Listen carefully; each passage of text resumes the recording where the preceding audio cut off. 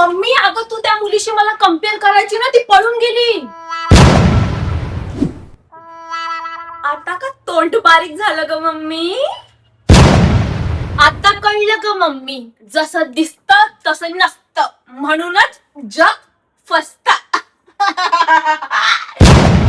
आणि काय ग ये मम्मी, तू तर लय बोलायची. तिला बघ, ती कशा ड्रेस घालते, ओढणीवाले ड्रेस घालते, ती किती संस्कारी मुलगी आहे. आणि तुला बघ, तू अशा छोट्या छोट्या चड्ड्या घालून घरात बसते, बाहेर काय जाते. हा, आता कुठे गेले मम्मी संस्कार? हा, कपड्यांवरून काहीतर म्हणे संस्कार ओळखले जातात.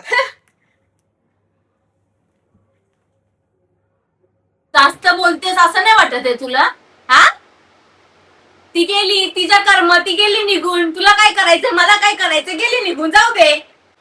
काय ग मम्मी, तू मला नेहमी बोलायची ना, जरा तिच्याकडून काहीतरी शिक. ती बघ किती गुणी मुलगी आहे, सर्व गुण संपन्न आहे. तिच्या आईला किती कामात मदत करते, स्वयंपाक बनवते, हेच करते तेच करते.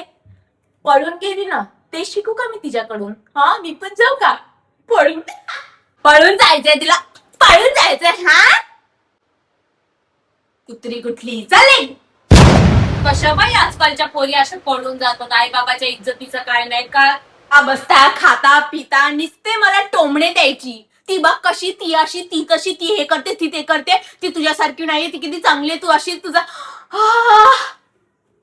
आता कुठे माझ्या जीवात जीव आला बाबा, गेली पळून.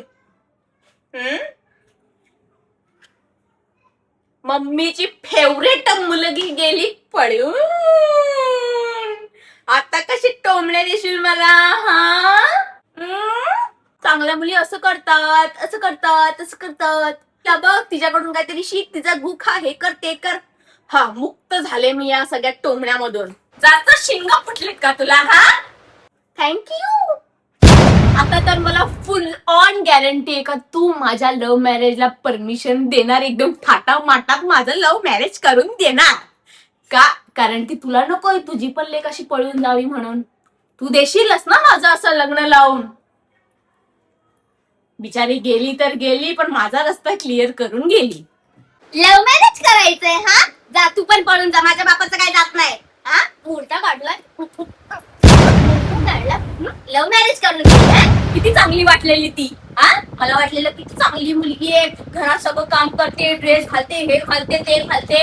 हा, आईचा शब्द खाली पडून देत नाही, भांडी धुते, कपडे धुते, सगळं करते. हा, कोणत्या मुलाशी बोलत नाही, काय करत नाही, घरातच असते, फिरायला जात नाही. हा, गेली तर एकदाच गेली,